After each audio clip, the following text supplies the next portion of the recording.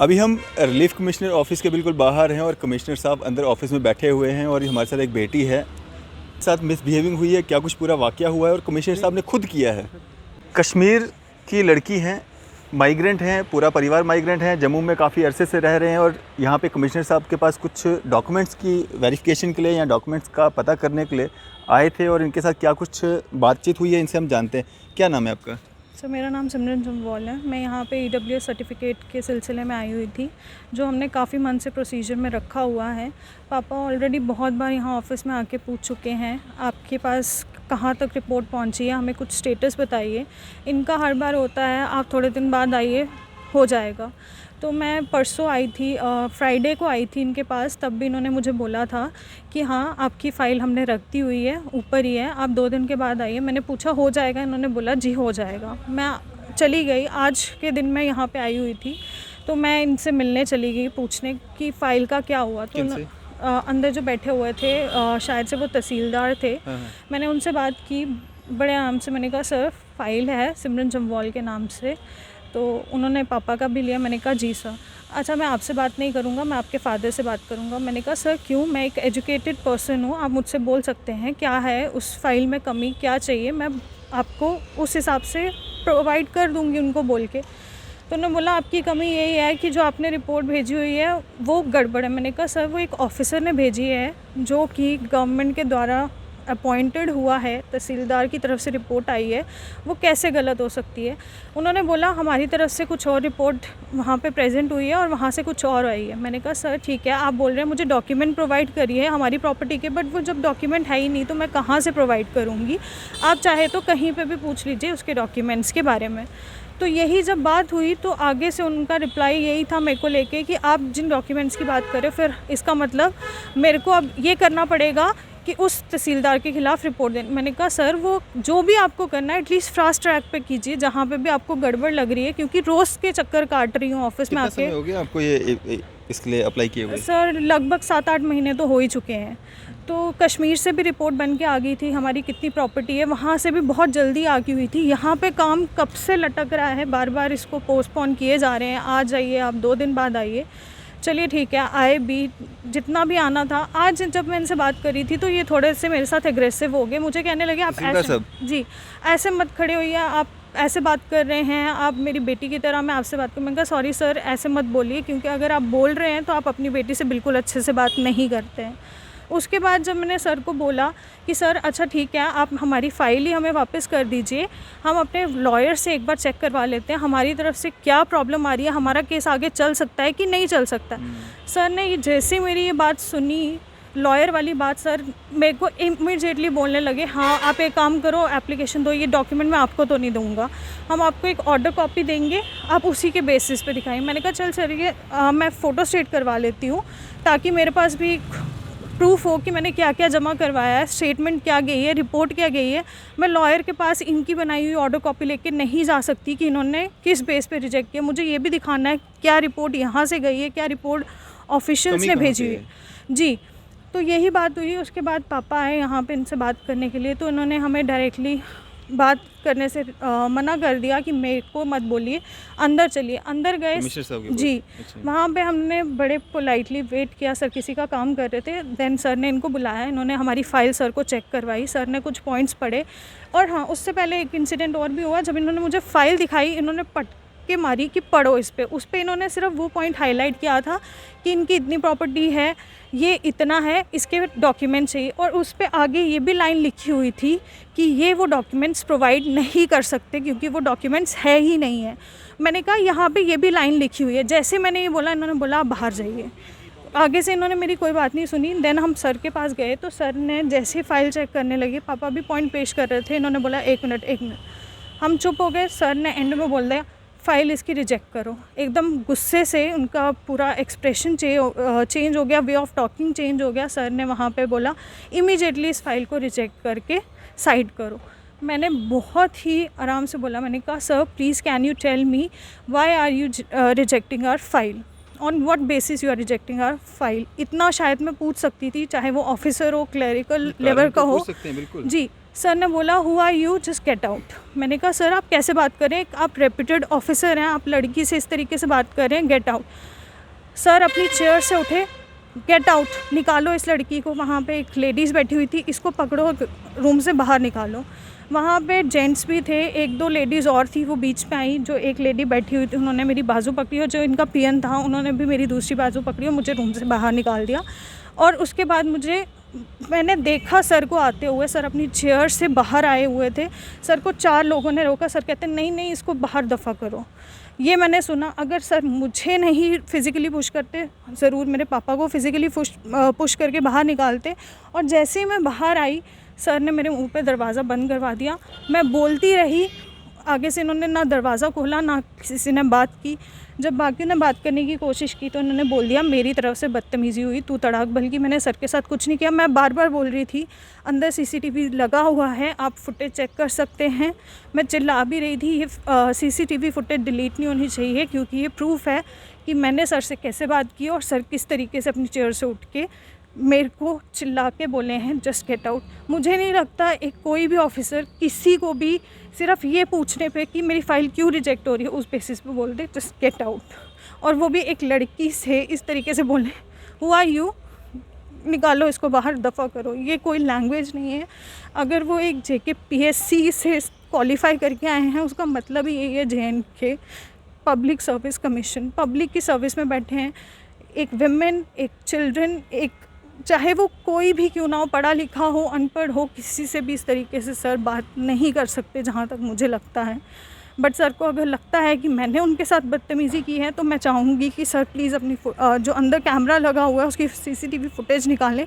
उस पर बहुत क्लियर वर्डिंग्स में होगा, अगर वहाँ पे वॉइस रिकॉर्डिंग होगी कि मैंने सर के साथ क्या बदतमीज़ी की है और सर मेरे से कितने शरीफी के साथ पेश आए हुए हैं। अब आप क्या चाहते हो? अभी आप मतलब यहाँ पे हो, कितनी देर से हो और क्या चाहते हो? सर पहले मैं चाहती थी मुझे पता लगे मेरी फ़ाइल किस बेसिस पे रिजेक्ट हुई है। ठीक है। अब मैं सबसे पहले ये जानना चाहूँगी सर का मुझसे बदतमीज़ी करने का कारण क्या था। सर ने किस बेसिस पे मुझे अपने ऑफिस से इतना इंसल्ट करके बाहर निकाला। मैं एक लड़की नहीं बोलूँगी कि मैं लड़की हूँ इसलिए मुझे निकाला या क्यों। एक पब्लिक को जिसकी शायद सर्विस के लिए सर को अंदर बिठाया है, जो जॉब दी हुई है, शायद से जब सर का इंटरव्यू हुआ था तो उनसे ये पूछा ज़रूर गया होगा आप ये जॉब क्यों करना चाहते होंगे, और सर ने यही बोला होगा मैं पब्लिक सेवा करना चाहता हूँ। जहाँ तक मुझे लगता है अगर सर ने ये आंसर कभी भी दिया है किसी भी इंटरव्यू को, चाहे वो प्रैक्टिस के टाइम पे या फिर फिज़िकली जब उनका इंटरव्यू हुआ है, तो वो मुझे नहीं लगता सर उस चीज़ को फॉलो कर रहे हैं। अगर सर मेरे को इस तरीके से बोल रहे हैं तो मुझे नहीं लगता जो एक अनपढ़ इंसान होगा वो सर से बात करने जाएगा, सर उसको बिल्कुल भी एंटरटेन करेंगे। इस सारे जितना भी ये सब आपके साथ बीता है, इसमें आपके फादर साहब आपके साथ में थे? बिल्कुल, पहले स्टार्टिंग में वो नहीं थे, मैंने उनको बुलाया जब मेरा अंदर वहाँ पे हुआ, लेकिन जब मैं सर के साथ अंदर गई हूँ तब ये प्रॉपर मेरे साथ थे। सर क्या कुछ हुआ सारा अंदर? अब सर मैंने तो है लेकिन हुआ, ठीक हुआ, क्या हुआ? बच्ची ने कोई सर मुझे कोई इशू नहीं था इस बच्ची के ऊपर। एक्चुअली मैं ऑन ड्यूटी था, मुझे बेटी ने फ़ोन किया, पापा मैं यहाँ गई थी तो मुझे तहसीलदार साहब ने ये चीज़ें बोली, भाई मैं फ़ाइल आपको नहीं दूंगा, आपके पापा के साथ मेरी बात हुई है। मैंने कहा आप रुको, तो कोई बात नहीं मैं आ रहा हूँ। तो कह रही है वो मेरे साथ मिसबिहेव कर रहे हैं। मैंने कहा कोई बात नहीं मैं आ रहा हूँ। मेरी 4:15 बजे मेरी वहाँ से ड्यूटी ख़त्म हो गई, 4 बजे तक ड्यूटी थी, वहाँ हमने ट्राई ली तो मैं वहाँ से आ गया। जब मैं यहाँ पहुँचा तो मैंने बेटी यहाँ खड़ी थी, मैं अंदर तहसीलदार साहब के पास गया।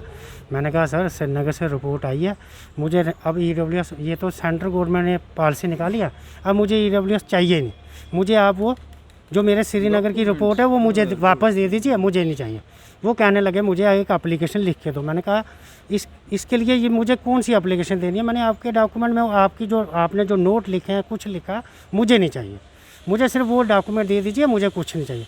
और मैंने जज साहब का एफिडेविट लगाया और नोटरी का भी लगाया, भाई मैं रेंट पर रह रहा हूँ, ठीक है, मेरी ज़मीन एक मरला भी नहीं है। हमारी हर साल स्टेटमेंट हम गवर्नमेंट को देते हैं, कितनी पे है, कितनी सैलरी सर्टिफिकेट दिया, मेरी 3 लाख से मेरी सैलरी कम है, वो चेक कर सकते हैं। बात यह है जब मैं अंदर गया, इन्होंने फ़ाइल उठाई तहसीलदार साहब ने, मैं अंदर गया इनके पास, इन्होंने बेटी मेरी को कहा गेट आउट। मैंने कहा सर आप कैसे बात कर रहे हैं, ये बेटी है मेरी। बिना या बात सुने नहीं, पहले उन्होंने यही कहा इसकी फ़ाइल इमीडिएटली रिजेक्ट करो। बेटी ने ये कहा सर आप किस बेवा पे आप ये रिजेक्ट इमीडिएटली कर रहे हो। तो सर ये अगर कोई प्रॉब्लम है, अब 11 मरले ज़मीन वहाँ लिखी है, पटवारी ने वहाँ जब देखा 9.5 मरले ज़मीन है वहाँ, मैं ये नहीं कह रहा हूँ नहीं है, 9.5 मरले है, डबल स्टोरी भी है, मगर हमारे अंकल किया, हम शुरू से जब से माइग्रेशन हुआ हम अंकल के साथ ही रहते हैं, अंकल हमारे साथ रहते हैं। ठीक, कहाँ पे रहते हैं? कुलगाम डिस्ट्रिक्ट से। कुलगाम से आप माइग्रेंट हुए हैं। ठीक है, अंकल आपके वहीं पे रहते हैं? नहीं, हमारे अंकल यहाँ ही 2, एक रहता है इधर राजपुरा में, एक रहते हैं बसोली में। उनकी एक ही बेटी है, वो बसोली में उनकी मतलब मिसेज भी रहती है, बच्चे भी वहीं रहते हैं। अब हम ही उन्हीं के मकान में रहते हैं। ठीक है, अब और मेरे भाई भी, बड़े भाई हैं, वो भी वहीं रहते हैं। तो अब मैं अगर उस मतलब कैटेगरी में डिज़र्व करता हूँ तो तभी बना रहा हूँ डॉक्यूमेंट। पहले भी मेरा राशन कार्ड बंद हुआ था, मेरे फादर साहब एक्स सर्विसमैन थे, वो पेंशन लेते थे, मैंने 16,000 कुछ रुपया ऑन स्पॉट भर दिया कोल साहब के टाइम पूरा। मैंने कहा चलो किस्तों पे क्या भरना, मैंने कहा इकट्ठा भर दूँ सर, मैं रोज़ाना चक्कर नहीं लगा। मैंने वो 16,000 कुछ फ़ीस भरी है, तो मैंने वो मतलब जो ट्रेजरी में फ़ीस भरी है, फिर मेरा रजिस्ट्रेशन गवर्नमेंट राशन मैंने करवाई है। ठीक है, तो गवर्नमेंट राशन करवाने के बाद मैं वही इनको कह रहा था सर मुझे अब चाहिए नहीं EWS, बच्चों की काबिलियत होगी, चलो ठीक है। अगर कमिश्नर साहब से आपकी बात हो रही? हाँ मेरी बात हुई, मैंने यही कहा, मैंने कहा सर नहीं कमिश्नर साहब इनसे, इन्होंने नहीं दी। बेटी के साथ जब इन्होंने बदतमीज़ी की, मैंने कहा सर ये मेरी बेटी है, आप किस हिसाब से, और कमिश्नर साहब चेयर से उठ के ऐसे उस दूसरी साइड से, लेफ़्ट वाली साइड से बैठे, नहीं हाँ राइट वाली साइड से, वहाँ से उठ के कमिश्नर साहब उठे और बेटी को धक्का दिया, और उन लोगों ने रुकवाया 2-4। उधर एक लेडीज़ थी, उनको उसको बोला इसको बेटा, एक क्लास 4 था उसको भी बोला इसको बाहर निकालो, गेट आउट। ठीक है, बेटी को। फिर मुझे थोड़ा गुस्सा हुआ क्योंकि मेरी बेटी है, मुझे इसने बुलाया भाई। मैंने कहा बदतमीज़ी क्यों की? देखो मैं भी कहीं डिपार्टमेंट में काम करता हूँ, अगर किसी कहीं चेयर पे बैठा हूँ तो मेरी भी रिस्पॉन्सिबिलिटी है भाई बच्चे को समझाना या कुछ।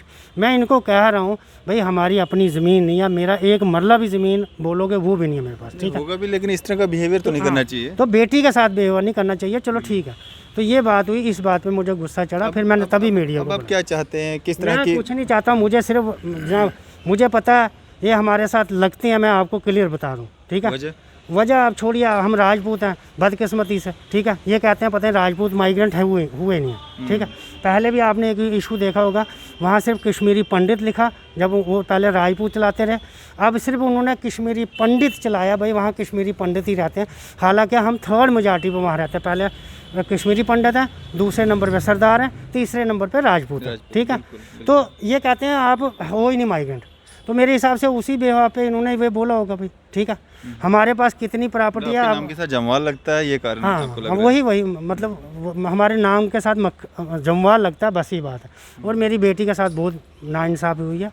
अब चलो देखेंगे क्या यहाँ पे हमारे साथ राकेश बजरंगी भी मौजूद हैं, जो कि इन लोगों की सपोर्ट में यहाँ पे पहुँचे हैं। इस कैसे देखते हैं राकेश भाई ये जो वाक़या सामने आया है एक बच्ची के साथ, इस तरह का बिहेवियर, क्या एक किसी ऑफिसर को जचता है कि इस तरह से किसी के साथ बिहेवियर किया जाए? देखिए बड़ा दुख हुआ इस बात को सुनकर, जिस प्रकार से इस बच्ची ने सुनाया।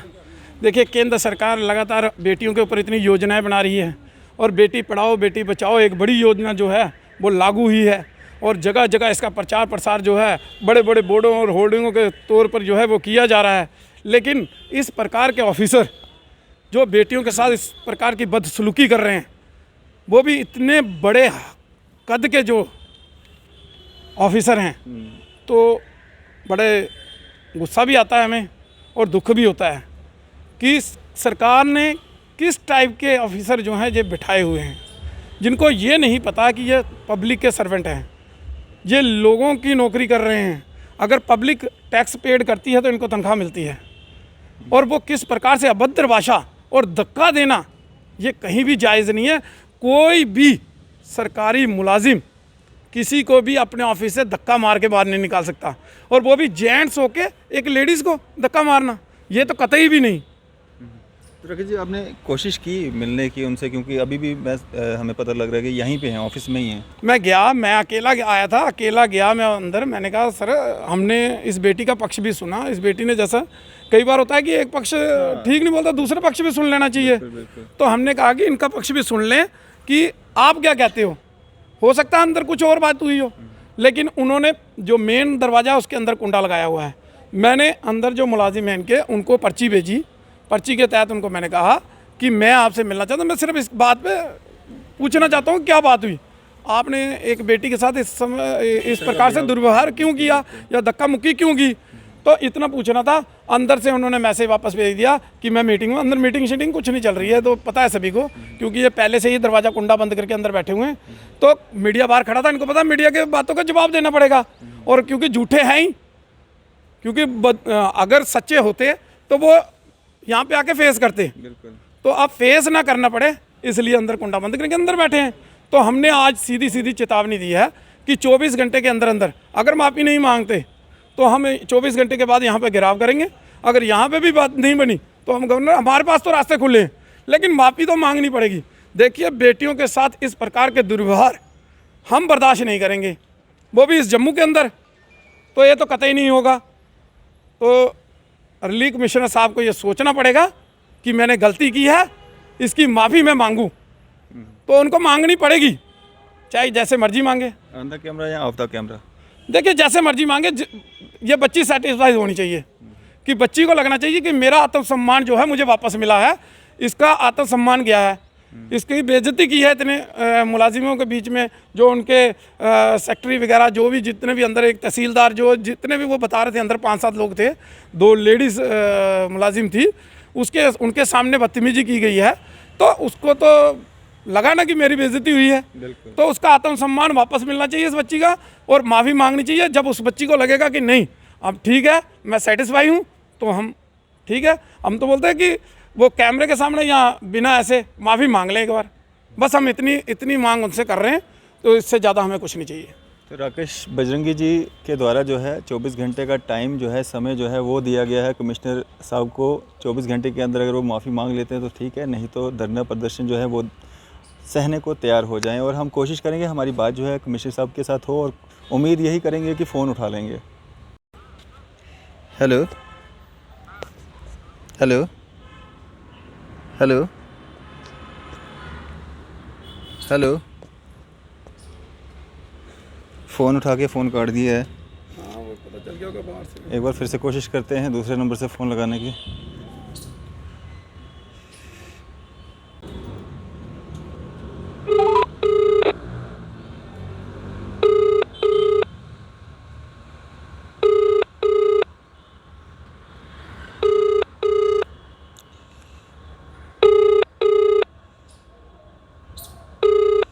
The person you are trying to reach.